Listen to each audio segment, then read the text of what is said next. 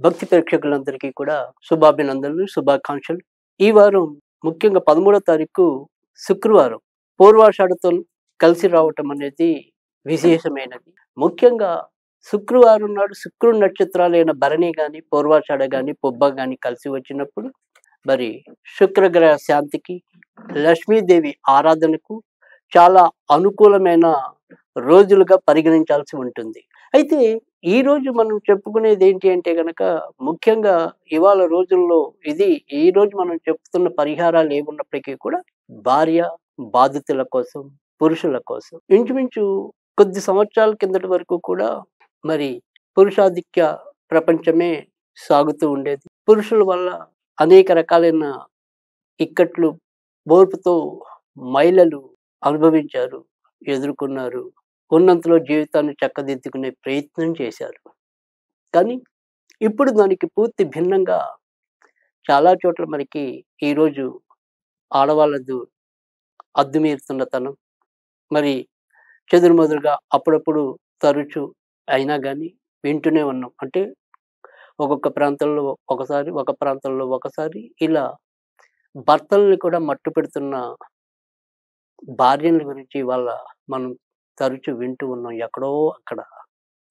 ఎందుకు ఇలాంటి దుస్థితి సమాజంలో నెలకొంటోంది అంటే గనక, ఒకటి మనం సాధారణ పద్ధతిలో చెప్పాలంటే గనక కలి ప్రభావం అంటున్నాం. కానీ దీంతో పాటుగా రాను రాను మగవాళ్ళు అంటే అటు ముందు తరాల వాళ్ళు గాని ఎవరైనా సరే శుక్ర ఆరాధన అనేది శుక్రగ్రహానికి అంటే ఆడవాళ్ళని ఎప్పుడైతే గౌరవించాలో అప్పుడు మాత్రమే మనకి సమాజం సుఖశాంతులతో పరిణమిస్తుంది. కానీ అందుకు పూర్తిగా వ్యతిరేకంగా ఆడవాళ్ళని రాచి రంపాన పెట్టడం వల్ల ఎత్ర నార్యస్తు పూజ్యంతే రమంతే తత్ర దేవతః అన్నారు. ఎక్కడ ఆడవాళ్ళు పూజించబడతారో అక్కడ దేవతలు నివసిస్తారు, కొలువు తీరి ఉంటారని చెప్పి మనకి హిందూ ధర్మం చెప్తుంది. కానీ మనం అనేక రకాలుగా, అనేక విధాలుగా వాళ్ళని వంచించం, మరి అఘాయిత్యాలకు తలపడ్డం. అదంతా ఏదైతే మరి కొంతవరకు మనకున్న పుణ్యమంతా కరిగిపోయి, ఇప్పుడు క్రమంగా మనం గతం తాలూకు ఏదైతే కర్మ ఉందో, ఆ కర్మకి ఇప్పుడు ఫలితం అనుభవిస్తున్నారు మన మగజాతి.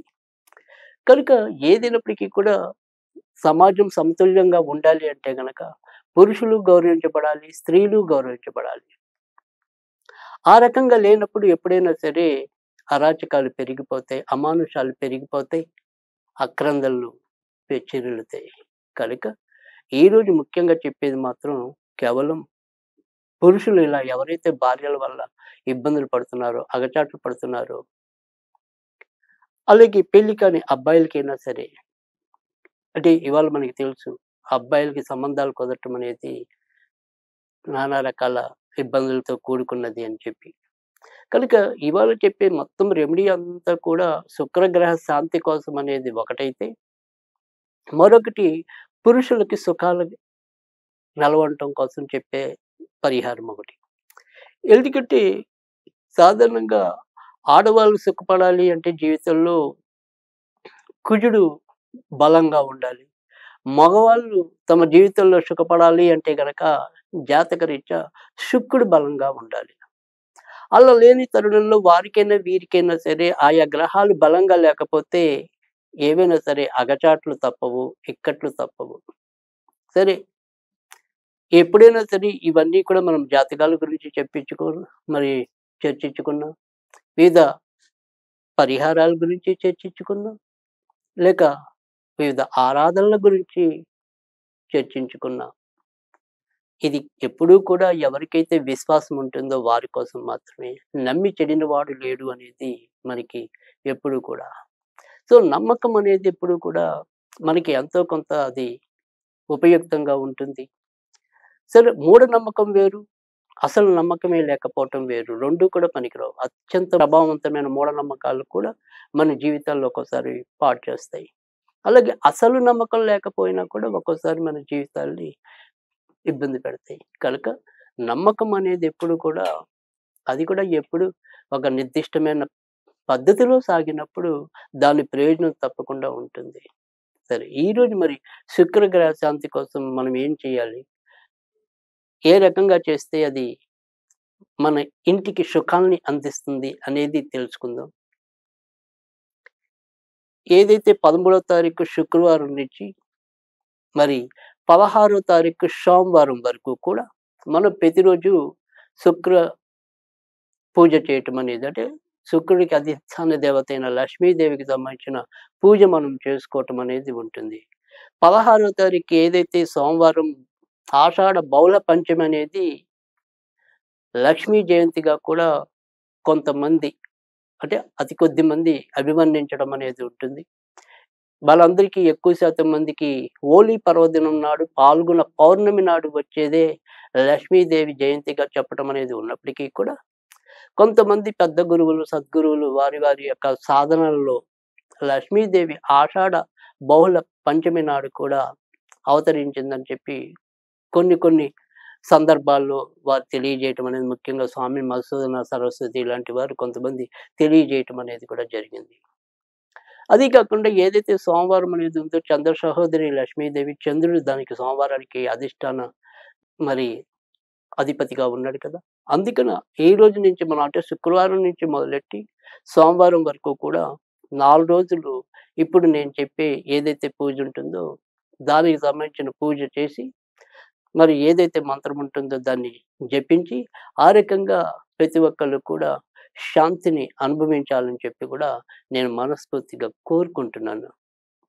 ఇక ఇప్పుడు మనం పూజలోకొస్తే గనక ఏదైతే మీ యొక్క సతీమణి బర్త్‌డే ఉంటుందో అంటే ఉదాహరణకి 16వ తారీఖు ఆమె జన్మించిందనుకుంటే 1, 6 కలిపితే 7 వస్తుంది. కనుక ఈ 7 బొత్తులతో దీపం వెలిగించాల్సి ఉంటుంది. అవి కూడా నేతి దీపాలు లక్ష్మీదేవికి పెట్టవలసి ఉంటుంది.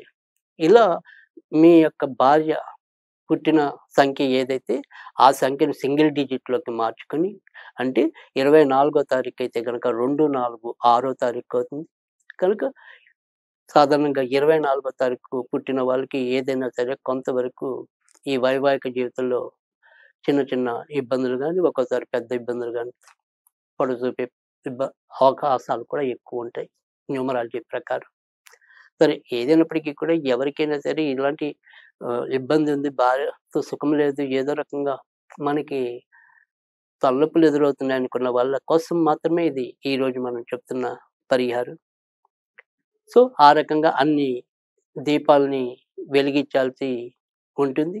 ఆ తర్వాత మనం లక్ష్మీ దేవికి సంబంధించినంత వరకు శ్రీ సూక్తం అనేది ఈ 4 రోజులు కూడా పఠించవలసి ఉంటుంది. తర్వాత ఏదైతే నేను చెప్పబోయే ఒక చిన్న మంత్రం అనేది ఉంటుందో ఓం క్లీం క్లీం క్లీం మహాలక్ష్మియే నమః 3 సార్లు క్లీంకారం. ఓం క్లీం క్లీం క్లీం మహాలక్ష్మియే నమః. ఇలా 108 సార్లు ఈ 4 రోజులు కూడా అంటే శుక్రవారం, శనివారం, ఆదివారం, సోమవారం నాడు మనం ముగించుకోవాలి. అయితే ఈ 4 రోజులు కూడా మనం ఎండు ద్రాక్ష లక్ష్మీదేవికి నివేదన చేయవలసి ఉంటుంది.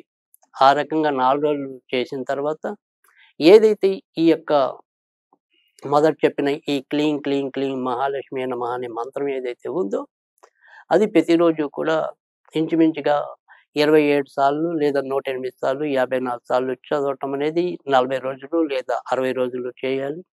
శుక్రవారాలు కొద్దిగా మధ్య మధ్యలో ఉత్తి రోజుల్లో మీరు ఏదైనా సరే నివేదన చేసుకోవచ్చు. శుక్రవారాలు మాత్రం ఎండు ద్రాక్షలు నివేదన చేస్తే మంచి ఫలితాలు రావటం అనేది ఉంటుంది. ఒకవేళ మనం ఎప్పుడులాగానే అంటే కొన్ని కొన్ని సందర్భాల్లో ఏదైనా దానికి ప్రత్యామ్నాయంగా స్విచ్ వర్డ్స్ అనేవి ఉంటే గనక దాన్ని కూడా మనం తెలియజేస్తూ రావటం అనేది కూడా రివాజే.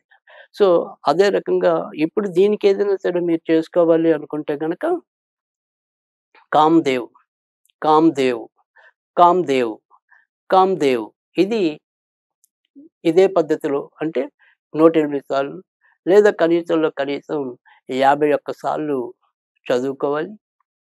అయితే మీరు తూర్పు ఆగ్నేయంలో కూర్చొని చదువుకున్నట్టయితే గనక మరిన్ని సత్వరమైన ఫలితాలు రావడానికి కూడా ఆస్కారం ఎక్కువగా ఉంటుంది.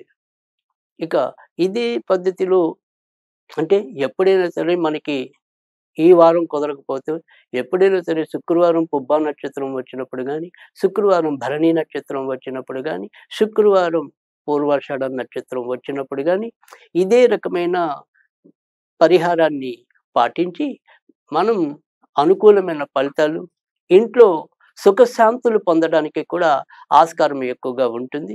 కనుక ఈ రకంగా ప్రతి ఒక్కళ్ళు కూడా ఆచరించదగిన మంచి పరిహారాల్లో ఇది ఒకటి. అంతేకాకుండా అవకాశం ఉంటే మీకు వీలే అయిన వాళ్ళు మనకి ఈ ఫ్యాన్సీ పూసలు అంటే ఈ తెల్లరాళ్ళు లాంటివి ఉంటాయి. డైమండ్‌ని పోలి ఉంటాయి. అవి పెద్ద ఖరీదేమి ఉండవు. అలాంటివి ఒక 9 తెల్లరాళ్ళు తీసుకొని, ఆ తెల్లరాళ్ళు మనం స్నానం చేసే నీటిలో శుక్రవారాలు అలా 9 శుక్రవారాలు గనక మళ్ళీ మళ్ళీ కొనక్కర్లేదు. మనం ఆ 9 రాళ్ళు జాగ్రత్తగా చేసుకొని, మళ్ళీ అదే రాళ్ళని ఉపయోగించి కూడా 9 శుక్రవారాలు స్నానం చేసినట్టయితే గనక చాలా మంచి ఫలితాలు రావటం అనేది, ఆర్థికంగా కూడా కొంత ఎదుగుదల, ఇంట్లో మానసిక శాంతి లభించడం అనేది కూడా ఉంటుంది. కనుక ఇది అందరూ కూడా ముఖ్యంగా పురుషులకి చాలా అద్భుతంగా ఉపయోగపడే రెమెడీస్‌లో ఇదొకటి అని చెప్పవలసి ఉంటుంది. కనుక ఆచరించి మంచి ఫలితాలు పొందుతారని నా ఆకాంక్ష.